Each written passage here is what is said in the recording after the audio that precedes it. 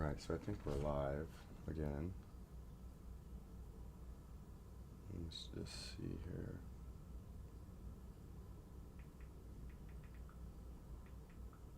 Yep, okay, so we are live. Why is it not showing my screen? Why is it showing that as my thumbnail? I definitely updated my thumbnail, maybe because it's not a JPEG or something. Okay. Yep. Okay, so we are live. Do I have any coffee left? No. Good morning. I'm here with Alex Glasgow, Hi. and we're about to give you an update on some bills Yes. happening in California and what's happening this week in Geneva, Switzerland. Okay. Everyone, and I'm with Simon Says, and while I get around for a little bit, we're going to be going into DC today again. We're going to get some more copies made of the WHO. My phone was playing. So we're going to be talking about this and the California bills, but we're going to be making copies of this. We're going to make copies of this and go back to DC to hand these out and talk to the people. I'm going to get around. Simon? Yes. This is all you, brother. Okay, let's do this. All right, so if you want to put this on, and you know what? Do you need like a tripod for your phone? That would be amazing. Or I can just set it here. This Nah, it's going to fall over. might work. It might fall over.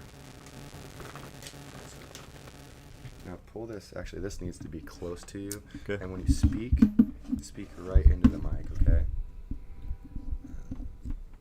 All right, so let me see your phone. I'll set it up for you. Yep, perfect.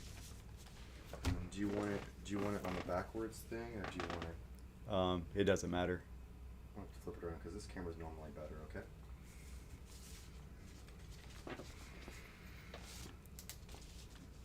All right, let's see. I'm just gonna put that right there like this so you can see really good. Perfect. All right, good morning, world. Coming from you live from just north of Washington, D.C. Today's a big day happening here in DC, or actually all over. It's a big day in Geneva, Switzerland. It's a huge day in California, in Sacramento, the legislation out in Sacramento. I'm going to start out with a quick update on these bills. There was 10 tyrannical bills that we headed out to California as a group to protest. Several of these bills are active bills in committees. Several of them are actually on the floors for votes today in Sacramento. I'm going to start out with assembly bills in the California Assembly. 2098 classifies anti-COVID medical opinion as unprofessional conduct, and doctors or nurses are subject to discipline by the medical board, potentially losing their medical licenses. That's on the floor for a vote today in the California Assembly. Also on the floor in the Assembly is 1797 that creates an immunization tracking system giving all government agencies access to vaccine records of all people. Unbelievable. If anybody cares anything at all about privacy, HIPAA laws, this is unbelievable. There's also the abortion bill, AB 2223. It was amended on the 19th, so just a few days ago. I'm told that they amended the portion of that bill that decriminalizes perinatal death. I have not been able to confirm that, but they did amend the bill on the 19th, but it's coming up for a vote today in the Assembly in California. The Senate, California Senate, there's some big bills happening today as well. Senate Bill 1479 requiring schools to create long-term testing plans and report test results to the California Department of Public Health. That's on the floor in the California Senate for a vote today. Also, Senate Bill 1184 authorizing school health personnel to disclose children's medical information without parental consent to a third party. This one's also coming up for a vote today. I had a political action group send me a text that Senate Bill 1419 is also coming up for a vote today. I don't know anything about that bill, but it's something about medical information from what I could tell last night. So if anybody can do any research on 1419, if you know anything about the dangers of that, if you could post them in the comments. I did not have time to look into that. But lots of things happening. Make those phone calls. I'm going to give you a few phone numbers. The authors of the bills for the California Senate, Dr. Richard Pan is the author of some of these bills. His Sacramento office phone number is 916-651-4006. Again, 916-651-4006. His district phone numbers are 916-651-1529. Also 916-262-2904. California Senator Scott Weiner, his Sacramento phone number is 916-651-4011. Again, 916-651-4011. His district phone number is 415-557-1300. California Senator Josh Newman, his Sacramento office is 916-651-4029. His district phone number is 714-525-2342. Again, 714-525-2342. California Assembly members that authored these bills that are in the Assembly, MD Akila Weber, Sacramento phone number is 916-319-2079. District phone number is 619-531-7913. Assemblymember Buffy Wicks, Sacramento phone number is 916-319-2015. Again, 916-319-2015. District phone number is 510-286-1400. She is the author of AB 2223, that outrageous abortion bill that's out there. Buffy Wicks, again, her district phone number is 510-286-1400. Cecilia Aguirre Curry, another assembly member. Her Sacramento phone number is 916-319-2004. District phone numbers 530-757-1034. She also has 707-224-0440 and also 707-576-0400. Assemblymember Evan Lowe, her Sacramento number for Evan Lowe is 916-319-2028. District phone number 408-446-2810. Again, that last number, 408-446-2810. That is a quick update. It's a huge bill in Sacramento today. Lots of bills coming up for votes in the Assembly, California Assembly, and in the California Senate. Also, want to give you an important update on what's happening this week in Geneva, Switzerland. The World Health Assembly, I'm going to refer to it as the WHA, is voting this week on some amendments that the Biden administration sent over to them back in January for a vote. It is provisional agenda item 16.2 that's on the docket for a vote this week to amend the WHO, that's the World Health Organization, to amend their international health regulations. Again, that is provisional agenda item 16.2 in conference this week at the 77th conference of the World Health Assembly, happening this week in Geneva, Switzerland. These amendments will empower the WHO's Director General to declare health emergencies or crises in any nation, and to do so unilaterally and against the opposition of the target nation. The Director General will be able to declare these health crises based merely on his or her personal opinion or consideration that there is a potential or possible threat to another nation. This language is so vague, giving broad sweeping powers to the Director General of the WHO. If passed, the Biden administration's proposed amendments will, by their very existence and their intention, drastically compromise the independence and the sovereignty of the United States.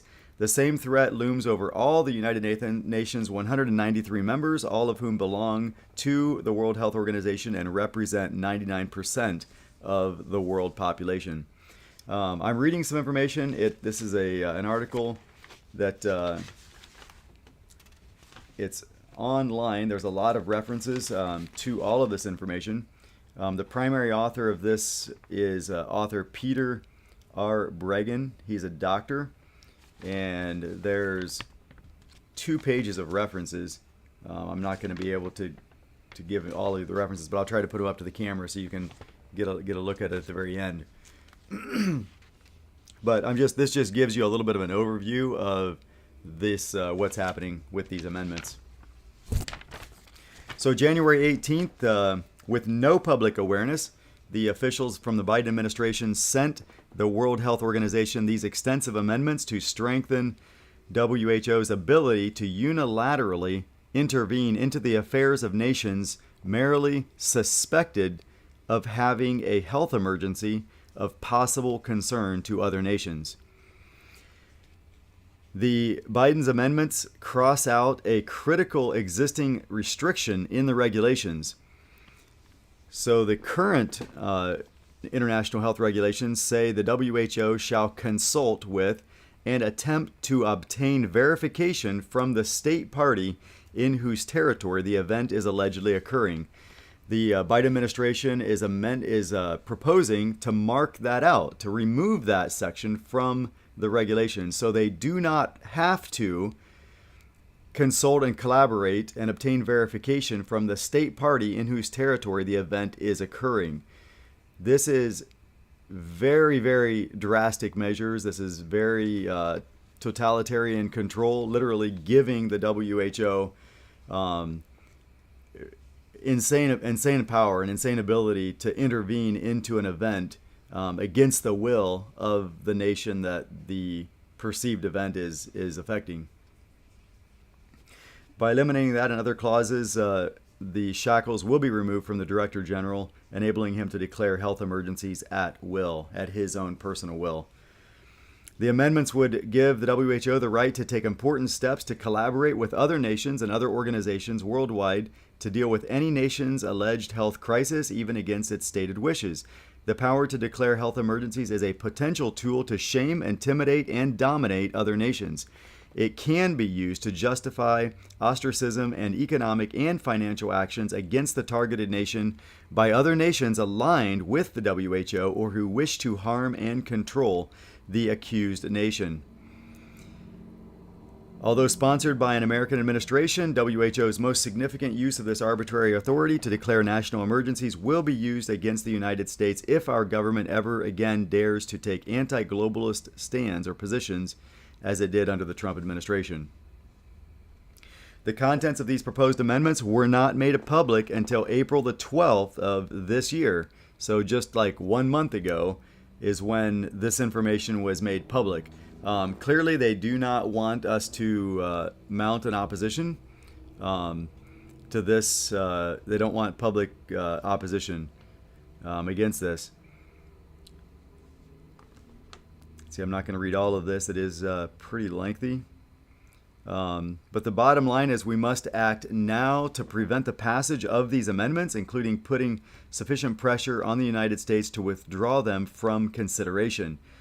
If that fails and the amendments are approved in this meeting this week by the WHO's governing body, which is the WHA, We must then make the effort to influence a majority of the nations that voted for this to change their votes to a no vote.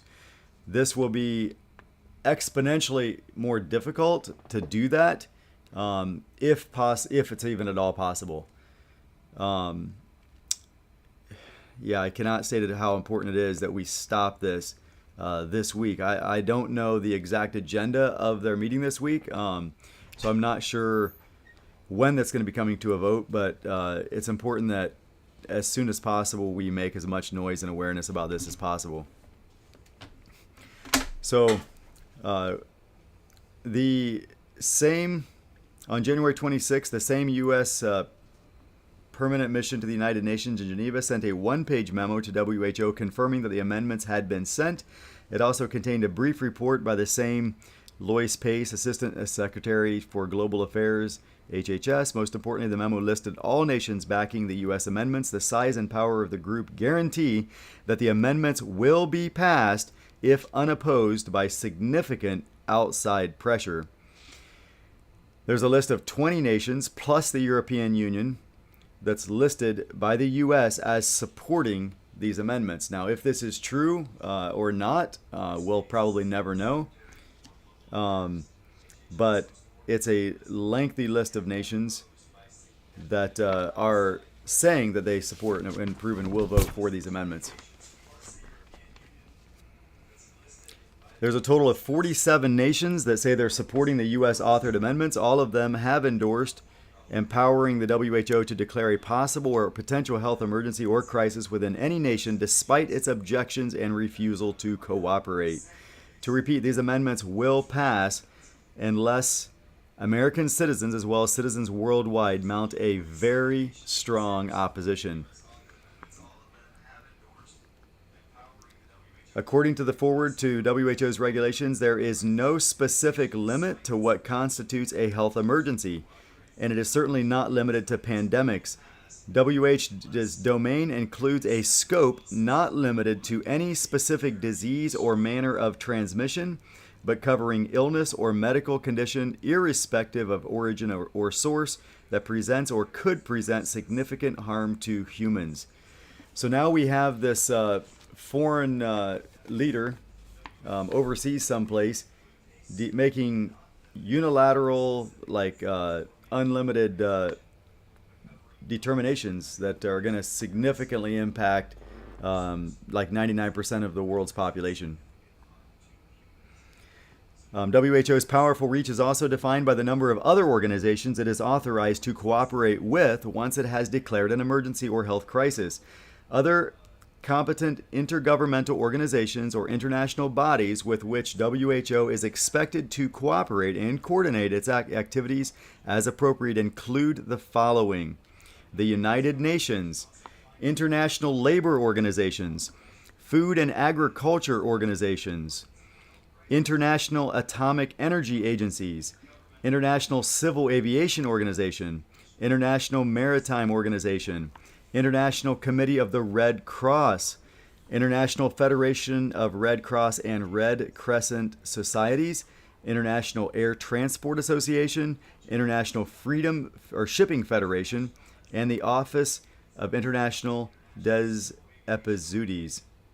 I'm not familiar with that organization, but it's on the list. The preamble to the WHO Constitution, separate from the international health regulations, summarizes WHO's concept of what is included under its mandate of improving, guiding, and organizing world health.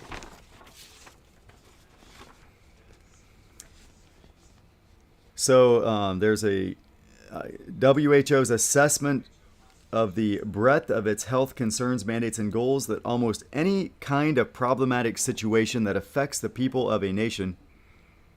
Oops, I think I lost my volume. I don't know if anybody can hear me. My headset went out, so I'm going to take it off. So anyways, hopefully you guys can hear me okay. Almost any kind of problematic situation that affects the people of a nation could be considered a health problem. It works. You gotta jiggle this a little bit. Okay. Yeah, this just went off. That's fine. I can just talk. So indeed, under WHO's approach, it would be difficult to find any important national issue that was not a potential health problem that could be considered. That with the imminent passage of the American-sponsored amendments to the international health regulations, WHO will have the free rein for using these expansive definitions of health to call a crisis over anything it wishes in any nation that it desires. The sweeping new powers will be invested in the Director General of the WHO to act on his own. The Director General is Tedros Adhanom Ghebreyesus. I don't know if I said that correct, but he's commonly known as Tedros. Tedros is the first non-physician Director General of the WHO. He is an extremely controversial Marxist activist and politician from Ethiopia, installed by the Chinese Communist Party. Despite the fact that his role as a cover-up apologist for the Chinese Communists at the onset of COVID, this dear friend of Anthony Fauci was reelected without opposition in 2022 to a second 5-year term. His original election in 2017, followed by his re-election without opposition in 2022, is an ominous display of the Chinese Communist influence over the WHO, which makes further empowering the United Nations agency extremely dangerous. Under the new regulations, WHO will not be required to consult with the identified nation beforehand to verify that the event before taking action. This requirement is stricken by the U.S. amendments, Article 9.1. The amendments require a response in 24 hours from the identified nation, or the WHO will identify it as rejection and act independently. Article 10.3. If you want to copy this out, I highly recommend you go do a quick search for the amendments, or for the International World Health Regulations. You can find these amendments online, and it's insane. Yeah, you'll be able to verify that this is all of this is completely true. It identifies this 10.3 amendment identifies the nation if the identified nation does not accept the offer of collaboration within 48 hours, the WHO shall immediately share with the other state parties the information available to it. That's Article 10.4. Indicating the breadth of WHO's scope of power, the agency will be given the right to involve multiple other UN agencies, including those related to food and agriculture, animal health, environmental programs, or other relevant entities, Article 6.1. This, too, will not require the permission of the identified nation. The targeted nation is also required to send the WHO any relevant genetic sequence data, and as we have seen, the forward to these regulations presents a much larger array of potential collaborating agencies.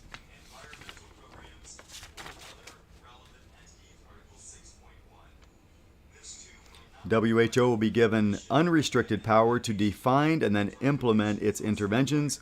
The proposed regulations, in combination with existing ones, allow action to be taken by the WHO, and I quote, if the general director considers, based on an assessment under these regulations, that a potential or actual public health emergency of international concern is occurring.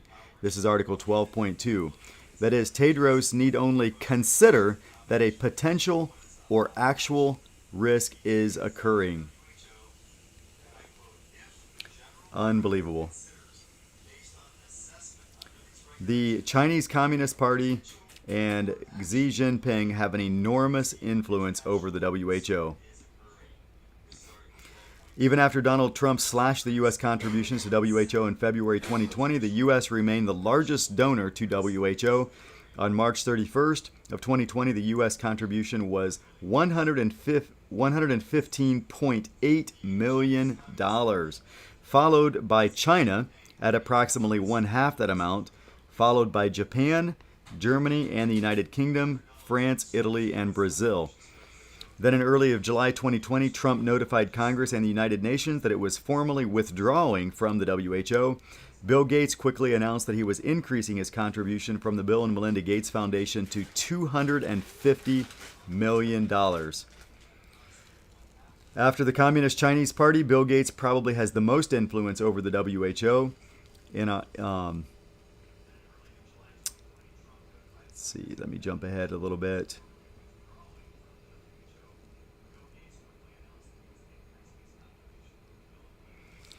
In a book that's called COVID-19 and the Global Powers, We Are the Prey. That's the name of a book. In chapter 15, it describes how Bill Gates, Klaus Schwab, and the giant medical foundation Wellcome Trust created the CEPI, the Coalition of Epidemic Preparedness Innovations. This became the center of global predatory activities in preparation for the anticipated pandemic. It brought together key U.S. agencies, including the FDA, CDC, NIAID, the NIH, the United Nations, WHO, giant pharmaceutical companies, banks, and other multiple sources of wealth and power. There's a lot of information here. Maybe I should just go ahead and read it just for the record, so it's out. If we have time, I'm just going to keep reading this because it's only noon. We got 30 minutes. This is all really, really important information. In 2017 or earlier, the CEPI made an agreement called a Memorandum of Understanding with WHO. CEPI then presented a PowerPoint presentation to the WHO in July of 2017, in effect dividing up the world between the Gates, CEPI, and WHO in the coming pandemic. Gates would handle the financing, supply, and distribution of the vaccines, and WHO would control and monitor the scientific and medical community. Among the stipulations of the PowerPoint, which the Gates Created Foundation presented, was that the pharmaceutical companies would be reimbursed for all direct and indirect costs by the government for developing their high-speed manufacturing platforms. Remember, folks, this was a PowerPoint presentation to the World Health Organization, July of 2017. If this isn't evidence enough that this was a plandemic, what happened in 2020, there's so much overwhelming evidence. It's astounding. The WHO was highly effective during the COVID-19 in implementing the aims of the global predators, led by the groups around Bill Gates and the Chinese Communist Party in their organized assault and terror campaign against the Western democracies. This purposely resulted in the vast weakening of any potentially anti-globalist, freedom-oriented, patriotic nations, including the U.S., Great Britain, Australia, Canada, and others. That success may explain why the global predators chose the WHO to now deliver a major and potentially lethal death blow to the sovereignty of the world nations. Europeans call for additional further increases in WHO's power. There is a growing debate over further increasing the power of the WHO to punish uncooperative or dissident nations. Some have sounded the alarm about giving the WHO too much power at the expense of national sovereignty. Some have voiced concern about China's influence over the WHO. Not only has it increased its payments to the WHO in recent years, but it also enjoys a very special relationship with its leader. There's a picture here of Tedros with the shaking hands with the leader of China. Had James Biden do it later. Others are calling for increasing WHO's ability to sanction non-compliant nations, echoing recent plans publicized by the Biden administration. Some nations are calling for national and global coordinated actions to address the, quote, misinformation, disinformation, and stigmatization that undermine public health. The German health minister Jens Spahn has proposed that countries that fail to follow up on their commitments to the WHO should face sanctions. Tedros has said, quote, maybe exploring the sanctions may be important, end quote. Before we learn about this current and more immediate threat to U.S. sovereignty, we are focusing on the WHO's plans to begin making treaties with individual nations to take over their general healthcare structures, making the WHO the guiding and central authority for the world's healthcare.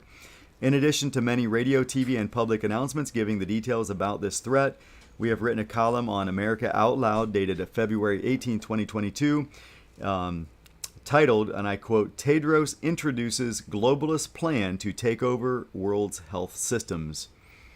Check that out on America Out Loud, dated February 8th of 2022. If implemented, the treaties become an even greater threat than the amendments that the WHO International Health Regulations, but we have more time to deal with the treaties than with these amendments.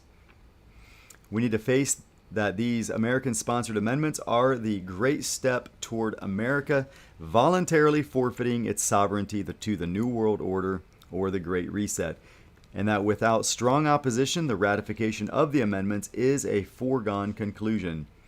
Our success or failure in stopping the ratification of these amendments will establish the pattern for the future, including WHO's ongoing effort to make legally binding treaties that rob nations of their sovereignty. Why would the U.S. give away its sovereignty to other nations? Is a great question. In reality, this process has been going on for at least since President Wilson's failed attempt to get the Senate to approve the U.S. membership in the League of Nations. It has escalated since World War II, often under the umbrella and authority of the United Nations, with which many global predators are enamored and use as their cover story for their predations. As documented in our book, COVID-19 and the Global Predators, Bill Gates and Klaus Schwab have both worked out cooperative agreements for their versions of the New World Order with the United Nations.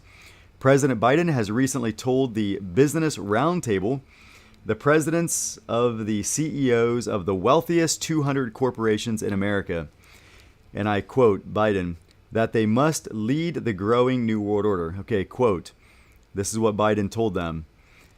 "And now is a time when things are shifting. There's going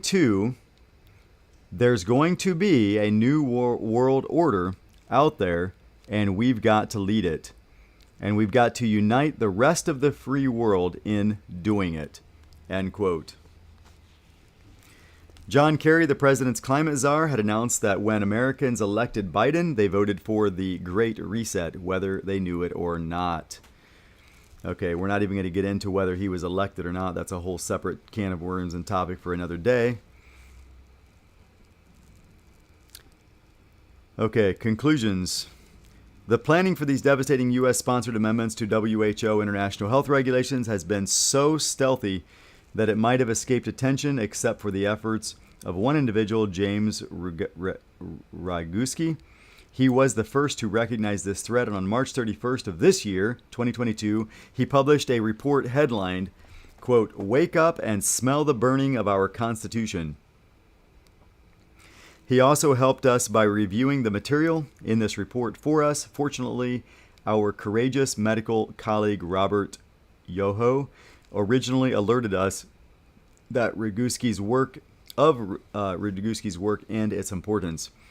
We are facing an imminent threat to U.S. sovereignty by these legally binding amendments to the WHO's international health regulations that, without stiff opposition, will almost certainly be passed during the upcoming meeting of the WHO's governing body, which is the World Health Assembly, this week, May 22 to the 28th, sometime this week, it will be voted on, unless we stop it and it gets pulled out of the committee. As noted earlier, there is a 6-month grace period following the approval of amendments during which countries may withdraw their approval, but a majority doing so seems highly unlikely. Right now, we must focus on preventing the WHO from approving these amendments. We must immediately mount an international campaign, especially focusing within America, to force the United States to withdraw these amendments before they come to a vote. Otherwise, America and the nations of the world will take a giant stride toward forfeiting national sovereignty to WHO and the United Nations. In reality, They will be forfeiting their sovereign powers to the global predators who rule the United Nations and the WHO, including the Chinese Communist Party and supporters of the Great Reset, like Bill Gates, Klaus Schwab, and giant foundations and corporations, all of whom benefit from weakening or destroying the sovereignty of the Western nations. Western civilization, and mainly the United States, is all that stands in strong opposition to the globalist takeover of the world called the New World Order, or the Great Reset. That's the conclusion of this article. Primary author, again, is Peter R. Bregan. He is an MD. There's 2 pages of references, if you can see these.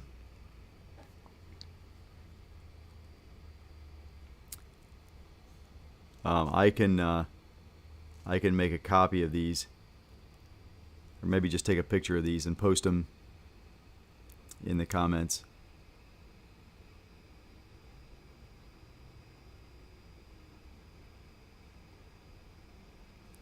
So that's one of the pages of references. There's a few more references on the back.